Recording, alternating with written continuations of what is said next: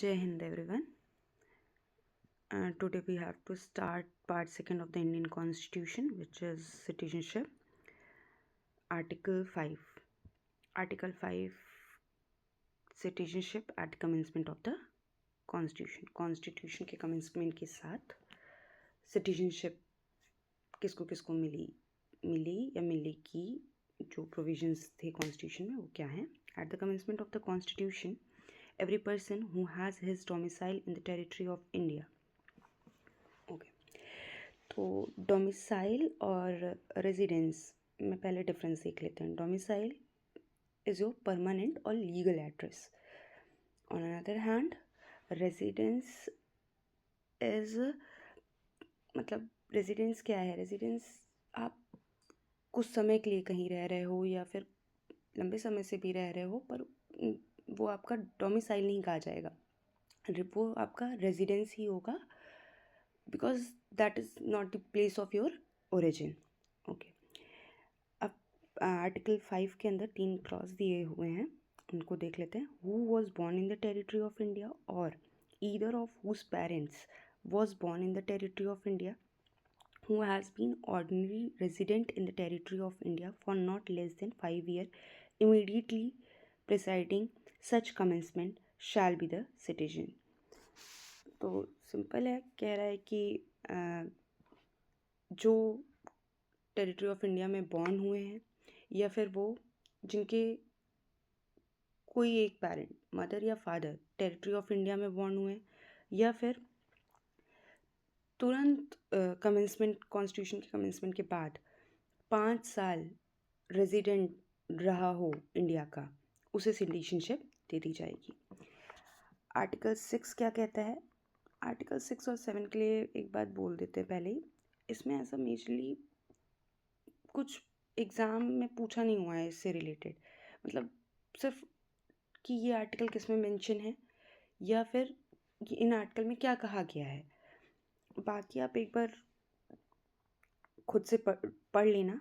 मैं आपको आर्टिकल 6 और 7 ब्रीफ में बता देती हूँ. Right of citizenship of certain person who have migrated to India from Pakistan. From Pakistan, अभी यहाँ पे इसी के साथ एक ट्रिक देख लीजिए. फ्रॉम पाकिस्तान तो याद रखो Karachi to Ranchi. Karachi is in Pakistan and Ranchi is in India. तो बस आप इतना याद रखो, ठीक. उसके बाद आर्टिकल 7 क्या कहता है?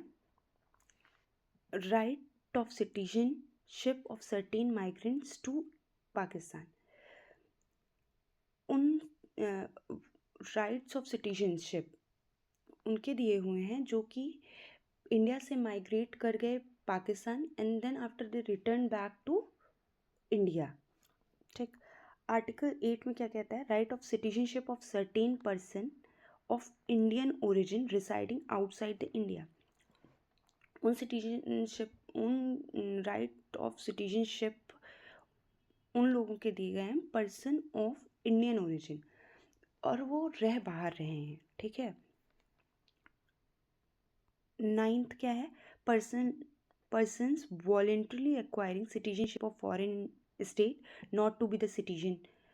तो 9th में क्या किया? अगर आपने वॉलेंट्रली किसी फॉरेन स्टेट की सिटीजनशिप एक्वायर कर ली है तो आपको इंडिया की सिटीजनशिप छोड़नी ही क्या होगी? आपकी खुद ही हट जाएगी, खुद ही ख़त्म हो जाएगी, अगर एक बार मिनिस्ट्री ऑफ होम अफेयर्स को पता चल चुकी है बात, जो कि पता चल ही जाएगी. फिर आर्टिकल 10 क्या है? Continuation of the rights of citizenship.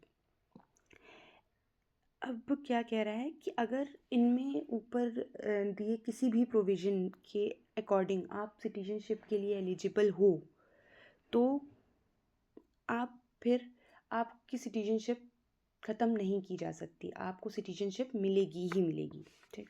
Article 11 क्या कहता है? Parliament to regulate the right of citizenship by law. कह रहा है कि पार्लियामेंट रेगुलेट, कॉन्स्टिट्यूशन ने पार्लियामेंट को पावर दी है कि वो सिटीजनशिप से रिलेटेड राइट्स बनाए, सिटीजनशिप से रिलेटेड रूल्स बनाए. तो बस ये है जो बेयर एक्ट के अकॉर्डिंग ये 5 आर्टिकल और उनके अंदर की ये क्लॉजेज हैं जैसे लिखा हुआ है ये, आप एक बार इसे पढ़ लेना। और एडिशनल जो चीज़ें हैं वो ये कि parliament to regulate the right of citizenship by law, तो इसके अंदर जो सबसे पहला लॉ बना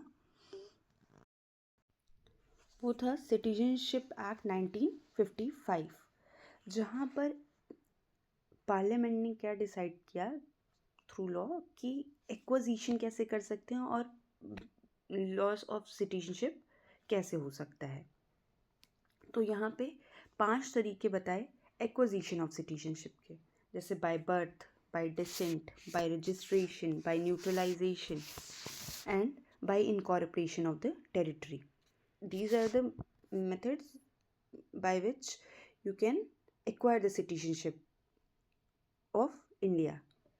And इसके बाद 3 तरीके दिए हुए हैं जिससे आपकी सिटीजनशिप जा सकती है, लूज़ कर सकते हो आप। तो वो है by renunciation, by termination and by deprivation. बस ये हो गया आपका सिटीजनशिप।